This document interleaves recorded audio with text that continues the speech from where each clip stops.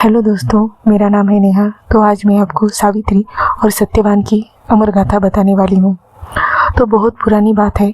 मद्र देश के राजा अश्वपति और उनकी पत्नी मालविका के कोई संतान नहीं थी। राजा ने संतान प्राप्ति के लिए वर्षों तक भगवान सूर्य की कठोर तपस्या की। अंततः देवी सावित्री ने उन्हें एक दिव्य कन्या का वरदान दिया। इस कन्या का नाम भी सावित्री रखा गया, क्योंकि वो स्वयं देवी सावित्री का अंश थी। सावित्री न सिर्फ अत्यंत सुंदर थी, बल्कि उसमें ज्ञान, बुद्धि और करुणा का अद्भुत समन्वय था। बचपन से ही वो धर्म और सत्य के मार्ग पर चलने वाली कन्या थी। जब वो विवाह योग्य हुई तो राजा ने कई राजाओं को बुलाया, परंतु कोई भी वर उसे उपयुक्त न लगा। तब राजा ने उसे स्वयंवर चुनने की अनुमति दी। सावित्री ने देश देशांतर की यात्रा की और अंततः एक वनवासी राजकुमार सत्यवान को देखा, जो भले ही वन में रहता था, लेकिन वो सत्य, सेवा और धर्म का प्रतीक था। सत्यवान अपने अंधे माता पिता की सेवा करता था और हमेशा दूसरों की सहायता करता था। लेकिन जब सावित्री ने सत्यवान को अपना वर चुना तो महर्षि नारद ने बताया कि सत्यवान के 1 वर्ष के भीतर ही मृत्यु को प्राप्त हो जाएगा। ये सुनकर राजा अश्वपति विचलित हो गए, परंतु सावित्री अडिग रही।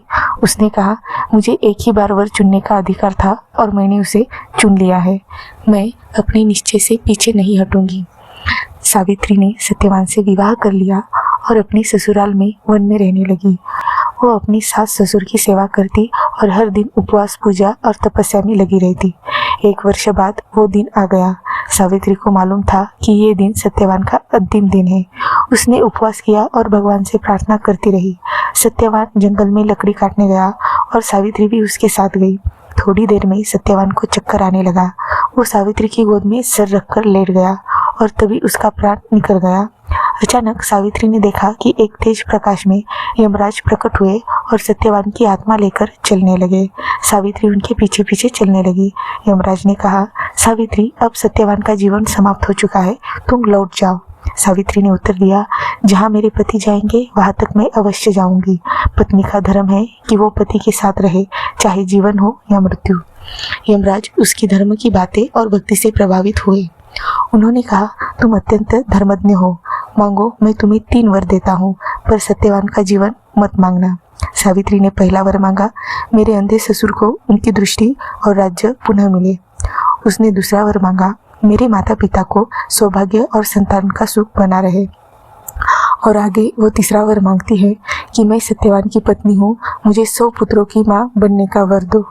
यमराज मुस्कुराए। यह तो असंभव था जब तक सत्यवान जीवित न हो। उन्होंने समझ लिया कि सावित्री ने अत्यंत बुद्धिमान से सत्यवान का जीवन मांग लिया है। अंत में यमराज ने सत्यवान को जीवन दान दे दिया।